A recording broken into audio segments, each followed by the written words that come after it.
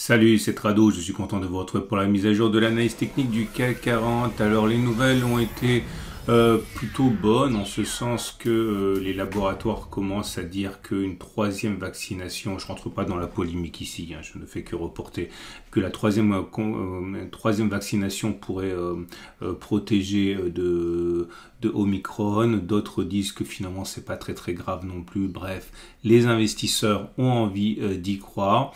Et si les États-Unis, les marchés américains augmentent, par contre, le marché français, lui, marque le pas. C'est pas surprenant, on a quand même pris 3% la séance d'avant. C'est plutôt facteur d'opportunités pour ceux qui sont haussiers, mais on était bien obligé d'acter quand même une résistance journalière ici à 7015, 7079. C'était une zone de congestion. Elle a bien tenu, elle a joué son rôle de support, elle a été cassée, elle a changé de polarité, elle devient résistance. Bon, c'est assez classique, surtout qu'en deuxième rideau défensif, on a une résistance beaucoup plus costaude, je crois que ça se dit, et couplé d'ailleurs une résistance hebdomadaire à 7172, 7182, il ne faut pas s'attendre effectivement à des prises de risque démesurées, hein, c'est classique tout ça. Le gap des 6889, 6936 tient toujours, je vous rappelle qu'il s'agit d'un îlot de retournement qui prédit normalement une continuation de la hausse, mais à minima, c'est un objectif déterminé par le gap de continuation qui pourrait se mettre en place. Une fois de plus, hein, ça nous donne de l'énergie pour aller jusqu'à la résistance 7172, 7182, mais pas davantage. Mais ça se traite, ça, hein, vous me voyez arriver déjà. Autre élément qui est intéressant, on a les éléments techniques, le chandelier japonais. Le chandelier japonais du jour est mauvais, puisque non seulement on termine dans le tiers baissier, pour ne pas dire sur les plus bas, en plus constitué d'un corps rouge englobé par le corps vert précédent, on a un rami baissier. Un rami baissier à prendre néanmoins avec des pincettes, puisque la bougie 2 est dans la partie haute de la bougie 1, ce qui en limite un petit peu la portée négative, hein. Ça aurait été bien plus grave si cette bougie rouge était en bas par exemple, hein. Enfin bon, c'est pas une belle bougie non plus. À relativiser complètement à l'aune de la bougie Aikinashi qui elle est haussière, comme vous pouvez le voir, bougie verte avec un grand corps, pas de mèche basse. Bon, ça reste aussi. N'oubliez pas que le three line break invite clairement à considérer que le prochain bloc sera vert. J'en ai déjà parlé, je ne vais pas en reparler sans ça va être trop long. On regarde les éléments purement techniques. Alors, puisque je l'ai sous les yeux, je vous en parle. Regardez, hein, le vortex qui délivre un signal haussier. Il y a eu un signal baissier. Contredit dès la séance suivante par le signal haussier, c'était hier. Si je parle de ce signal haussier sur le vortex, c'est parce que le signal a été donné donc il y a 48 heures, hein, mais étant donné que le CAC 40 a baissé, il y a encore un meilleur point d'entrée, hein, pour ceux qui voudraient le jouer. Notez également que les volumes sont en baisse sur la séance de régression du jour. C'est assez encourageant d'avoir des volumes qui baissent quand clairement les volumes donnent du poids ou discréditent quelque chose. Là, le fait qu'on baisse avec des volumes qui baissent est moins inquiétant que si c'était avec des volumes qui montaient, comme ça a été le cas ici par exemple, hein. Regardez les autres éléments, disais-je, les autres éléments qui montrent que c'est clairement en redressement, hein. AM7 monte, on est au-dessus, la tendance immédiate elle est haussière, la moyenne mobile à 20 jours elle est maintenant plate, on est au-dessus, mais étant donné qu'elle est plate, la tendance générale est neutre. La moyenne mobile à 50 jours a été préservée, c'est bon, hein, donc c'est-à-dire que la tendance de fond reste haussière. La moyenne mobile à 200 est toujours ascendante, la tendance de long terme, elle est haussière. Les PRT bands ne donnent pas de feu vert pour l'instant, hein. Pour l'instant, encore une fois, ça reste rouge, donc ça veut dire plutôt tendance baissière. Donc ce scénario est tout à fait compatible, hein, lorsqu'il y a des contradictions comme ça avec l'idée d'un trading range, hein. Et encore une fois, c'est mon scénario privilégié maintenant. On a nos éléments, les bandes de Bollinger n'apportent pas grand chose. Il semble qu'ils veulent se mettre également en parallèle horizontal, et donc ça voudrait dire là aussi latéralisation.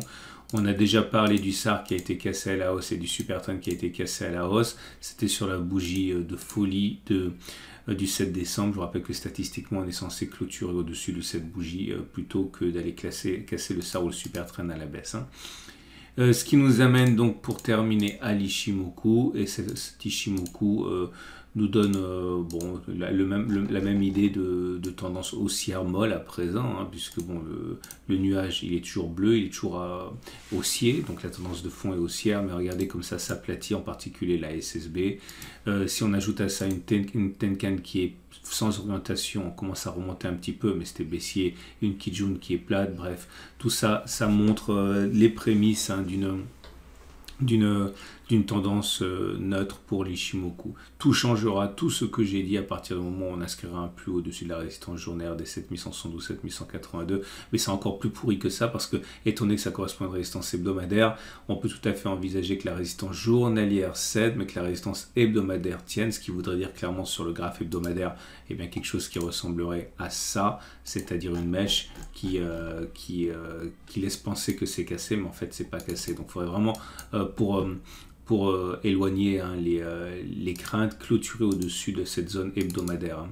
Je vous dis ça simplement pour si vous êtes débutant. Et on va donc passer aux trades du jour. Alors ces trades du jour sont assez faciles, hein, assez facile à mener.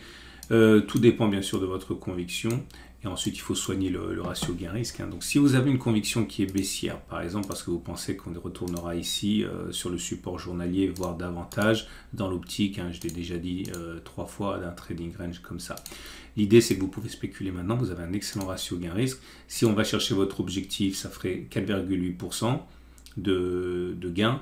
Avec un stop loss allez, on peut le prendre large, hein, à 3,8, vous avez un ratio gain-risque super 1. Surtout si avec le CAC 40 demain, on monte un petit peu pour saluer la performance des indices américains, vous pourrez rentrer éventuellement 50% maintenant, 50% plus tard. Et sur la deuxième part, vous pouvez gagner tellement que vous pouvez même augmenter un peu votre stop loss pour prévoir un pic haussier. N'oubliez pas, hein, que pour l'instant, en données annuelles, on est à, regardez, bon c'est pas exceptionnel, hein, on est à 26%. 26%, on l'a déjà fait, hein, ça ne veut pas dire que ça va s'effondrer, on a fait 27% ici, hein, vous savez lire, hein, mais ça reste quand même un très très bon cru. Est-ce que vous pensez vraiment qu'on va sortir du canal de latéralisation alors qu'il n'y a rien de particulier, qu'on a pris 27%? Bon, je vous laisse prendre vos responsabilités, mais c'est pour ça que l'idée d'une continuation de la baisse pour aller chercher le bas du trading range est envisageable. Troisième chose, on peut tout à fait envisager d'acheter, hein, pourquoi pas, hein. Alors vous avez le droit d'être optimiste, hein. Néanmoins c'est dangereux. Peut-être qu'il vaudrait mieux attendre que l'on clôture au-dessus, je l'ai expliqué, de la résistance hebdomadaire, ou alors que l'on attende une baisse, pourquoi pas pour demain d'ailleurs, en pariant que ça va remonter après. Donc là, on peut construire une position qui est quand même un petit peu plus sérieuse en termes de ratio gain-risque. Voilà, j'espère que ça vous a plu. 3 choses. La première des choses, j'ai de plus en plus de petits nouveaux qui me font confiance, c'est très gentil. Je vous rappelle que j'ai un e-book, un module de formation gratuit, typiquement pour les grands débutants, ok, ce genre de choses, c'est vendu 50-60 € facilement dans le commerce. Moi, je vous le fais pour la modique somme de 0 € et 0 centimes. Vous avez une vidéo de 30 minutes, vous avez le premier exercice corrigé, vous avez les premières constructions de trade. Bref, si vous n'avez rien du tout, comme sérieux, si vous n'avez rien acheté du tout, commencez déjà par ça. Et en plus, vous verrez comment je travaille. Ça vous donnera peut-être l'envie d'aller plus loin dans votre voyage initiatique en analyse technique et en trading. Donc, le lien pour télécharger gratuitement le module de formation, il est en dessous de cette vidéo. N'hésitez pas à le télécharger. Si vous l'avez déjà, eh bien, vous pouvez mettre un petit commentaire pour me dire, et surtout pour rassurer les autres sur le fait que c'est pas un truc vérolé plein de virus. Ça serait hautement apprécié. Dernière chose, vous allez retrouver l'analyse action avec du swing trading juste après ça. Et également, n'oubliez pas, si vous avez aimé le format, de liker. Merci beaucoup. Et mes vidéos sont parmi les plus likées de ce format-là. Je vous remercie infiniment. Ça me fait très très très plaisir d'avoir des retours aussi positifs. Vous êtes vraiment sympa. Et abonnez-vous à la chaîne YouTube, bien sûr, si vous voulez ne pas louper les mises à jour quotidiennes. À demain donc, et n'oubliez pas de télécharger le module de formation gratuit en dessous de la vidéo.